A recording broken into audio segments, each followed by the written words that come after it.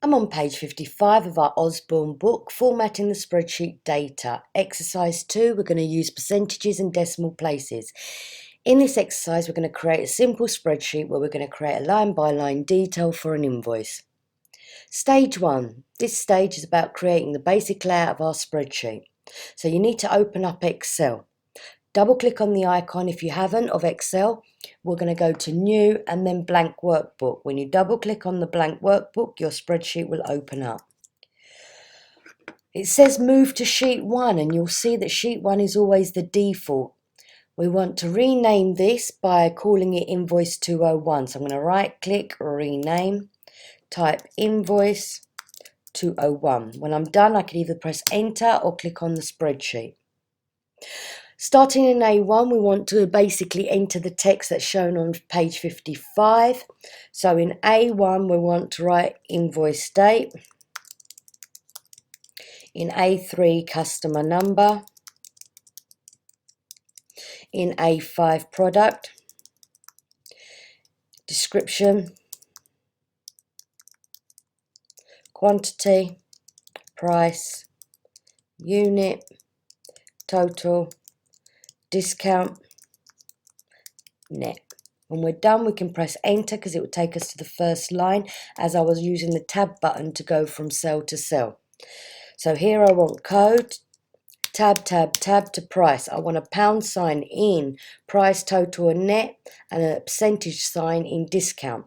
So pound sign, I hold shift 3, shift 3, shift, not there, shift 3. Discount, we want percentage, so shift 5, and pound sign, shift 3. I've been asked to widen column A so all the text fits within the cell. So you can basically go between A and B on the line, wait for the double-headed arrow. You could either double click or left click, hold and drag. The other one is the triangle, where it will do all the columns in one go. Choice is yours. As I was only told to do A, I'm only going to do A. We want to widen column B to 18. Now you can go between B and C, go on the line and then left click, hold and drag. But trying to get it exact to 18 can be a bit tricky. So if you just right click, go to column width and type in 18, less hassle and it's done for you. We want to format price, total and net to be currency, pound sign with 2 decimal places. I could either do them one by one or I could do them in one go. So if I click on D, hold control, go to F, still on control, go to H, they're all active, which means now I can format them. So right click, format cells. I want it as currency, pound sign, 2 decimal places. And when I'm done, OK. I want discount, which is column G, to be percentage with 1 decimal place. So I'm going to right click, format cells, percentage, 1 decimal place, and there we have it. I want to underline invoice and customer number. So here's my invoice, control, click on customer. Now I can underline them both in one hit. In B1, I want to enter the date, 02/2016. And in the customer range, I want to type 1498. I want to make rows 5 and 6 bold, so I'll highlight 5 and 6. I could either click B there or Control B. I've now been given details of invoices which I need to enter into my spreadsheet. So if you can copy the invoices in your spreadsheet from page 55, we can then make a move on our exercise.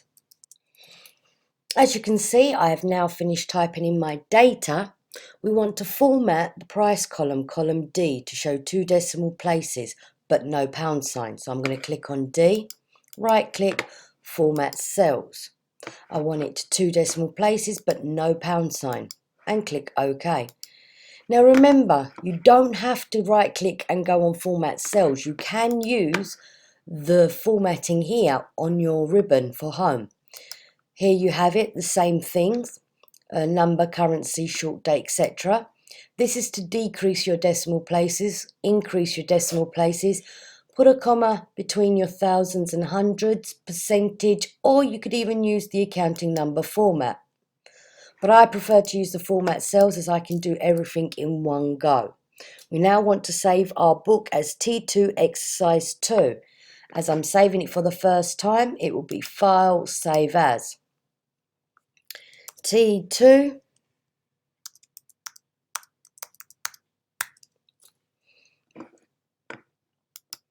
Now always remember, when you're typing in data, make sure that you've typed it exactly how it's shown in your exam paper, as any errors will follow through to every single exercise that you do, especially if you have the numbers wrong.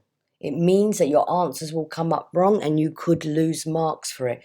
So just take a couple of seconds to check your work for any errors, and if you find any, amend them.